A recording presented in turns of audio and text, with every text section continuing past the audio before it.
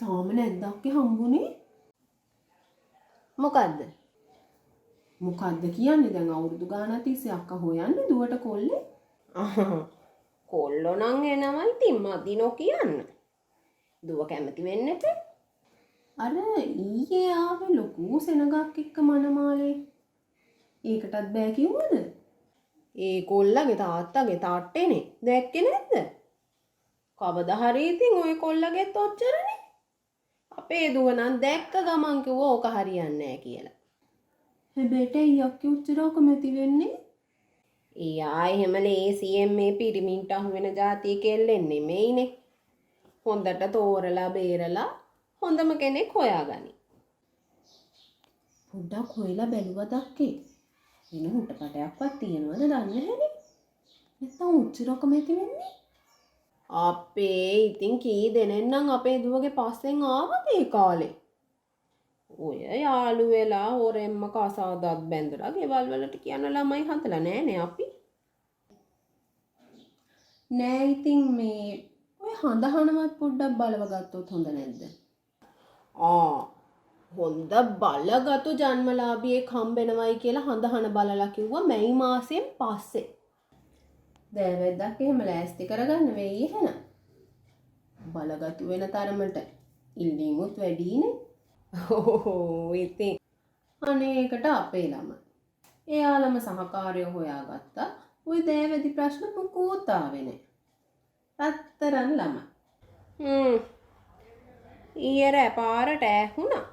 රත්තරන් ළමයින්ගේ සුහද කතා බහ. දන්නේ නැද්ද ඉතින් ඔය පොඩි දේවල්නේ. ඒක නෙමෙයි අක්කේ. අර කවුන්සලර් කෙනෙක්ට වගේ පෙන්නමුද අපි? කාවද? දුවව. නෑ ඉතින් ඔච්චර කැමති වෙන්නේ. අපේ නම් ළමයි දෙන්නම නෝමල්නේ හම්බුනේ. ඉහෙන් බහින ලෙඩක් නෑ අදට. එහෙම ප්‍රශ්න නෑ ඒ ළමයට. අසනීපෙකුත් නැත්තම් වෙන හුටපටේකුත් නැත්තම්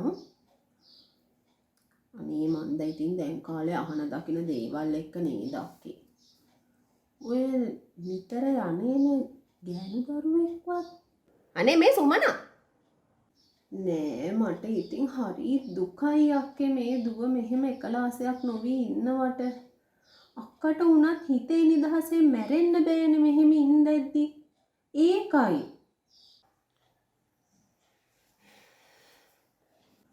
අර මේ ගිය සිකුරාදා කළු පාට කාර් එක කාවේ මනමාලේ.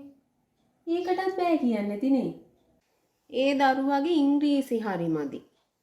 මෙයා ඉංග්ලිෂ් මීඩියම්නේ කළේ. එතකොට ඉතින් පෑහෙන්නේ නෑනේ. අනික ආණ්ඩුවේ රස්සානේ. කොහොමත් හරියන්නේ ඕනේ. මේ මං එහෙනම් ගිහින් එන්නම් අක්කේ. ඉහටත් උඩින් වැඩ මම මේ නිකන් ගොඩ වෙලා යන්න කියලා ආවේ. යනවද? මං කොහොමත් හිතන් ඉන්නේ අපේ දුවගේ කසාදේ මුලින්ම බුලත් දෙන්නේ සුමනට කියලා. අනේ කොච්චර දෙයක්ද අක්කේ. මටත් වඩා සුමනට නේ උනන්දු අපේ දුවගේ මුල් ගැන.